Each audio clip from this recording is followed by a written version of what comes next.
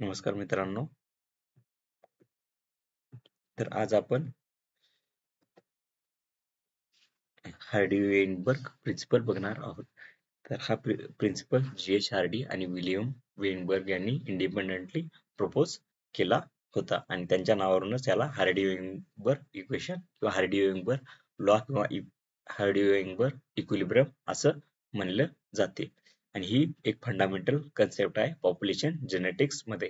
ह्यामध्ये मॅथच्या इक्वेशनचा यूज केलेला आहे आणि त्यांनी ह्याच्यामध्ये काय सांगितलं की जी पॉप्युलेशन आहे त्याच्या अलिलिक आणि जेनेटिक फ्रिक्वेन्सीमध्ये तोपर्यंत चेंज येणार नाही जोपर्यंत त्याच्यावर कोणत्या प्रकारचा इव्होल्युशनरी फोर्स ऍक्ट होणार नाही.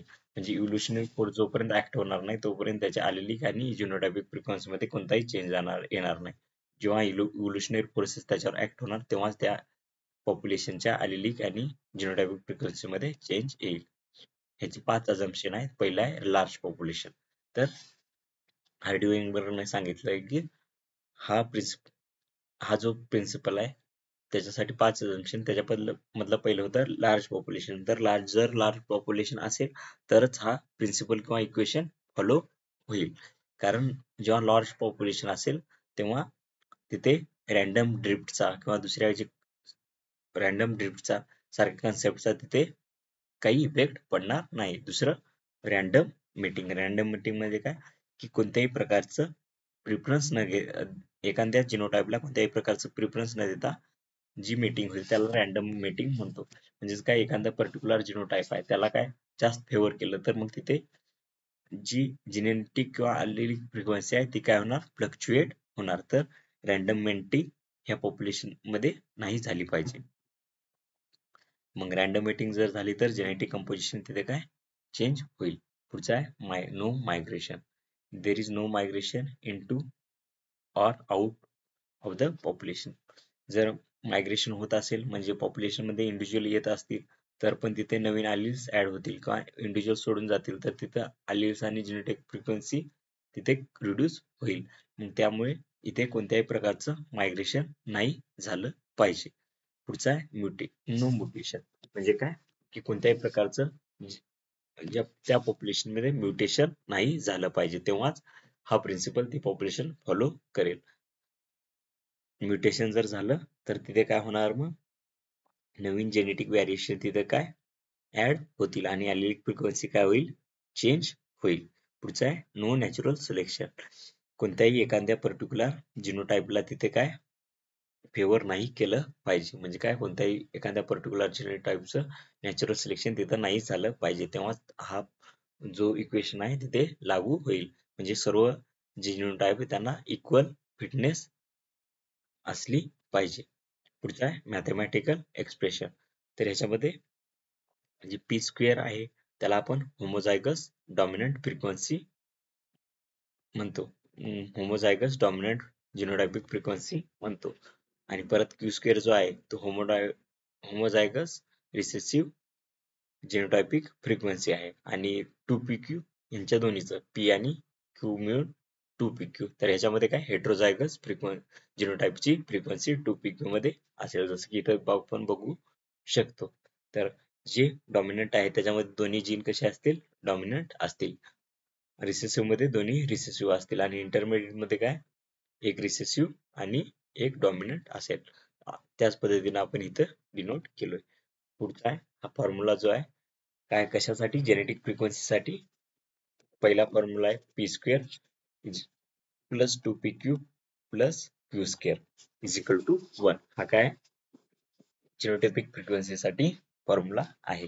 आणि अलिलिक फ्रिक्वेन्सी साठी p plus Q is equal to 1 हा अलिलिक फ्रिक्वेन्सी साठी आहे. पुढचा आहे सिग्निफिकन्स काय आहे तर सिग्निफिकन्स म्हणजे मध्ये डेव्हिएशन फ्रॉम प्रेडिक्टेड फ्रिक्वेन्सी.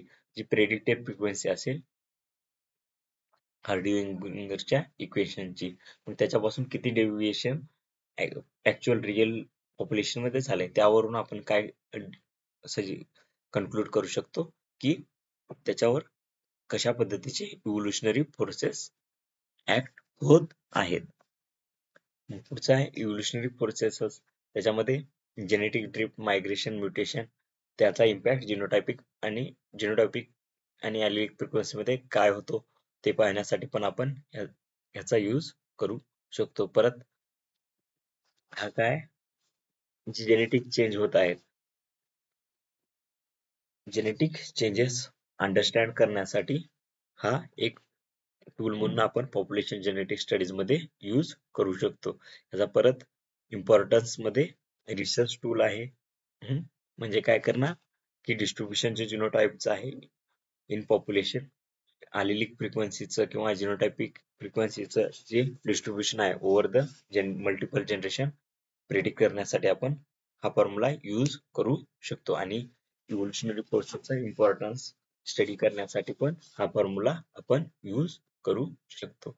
परत काय कन्झर्वेशन बायोलॉजी, डिसीज जेनेटिक्स आणि फॉरेन्सिक जेनेटिक्स. कन्झर्वेशन बायोलॉजी मध्ये काय जे जेनेटिक डायव्हर्सिटी आहे ती स्टडी करून असेस करून आपण कन्झर्वेशन रिलेटेड डिसिजन घेण्यासाठी याचा यूज करू शकतो. आणि डिसीज रिलेटेड आलेलिक फ्रिक्वेन्सी मध्ये जे आलेलिक फ्रिक्वेन्सी आहे त्याचा स्टडी करून आपण हेरिडिटरी डिसीज आहेत त्यांच्यासाठी त्यांच्या रिसर्च मध्ये याचा यूज करू शकतो. कन्क्लुजन मध्ये ही काय कोर कन्सेप्ट आहे, हार्डी पॉप्युलेशन जेनेटिक्सची कोर कन्सेप्ट आहे. मग त्याचे ब्रॉड ऍप्लिकेशन आहेत जसं की आपण मागच्या स्लाइड्स मध्ये बघितलो. जेनेटिक इक्विलिब्रियम अंडरस्टँड करण्यासाठी पण हिचा यूज केला जातो.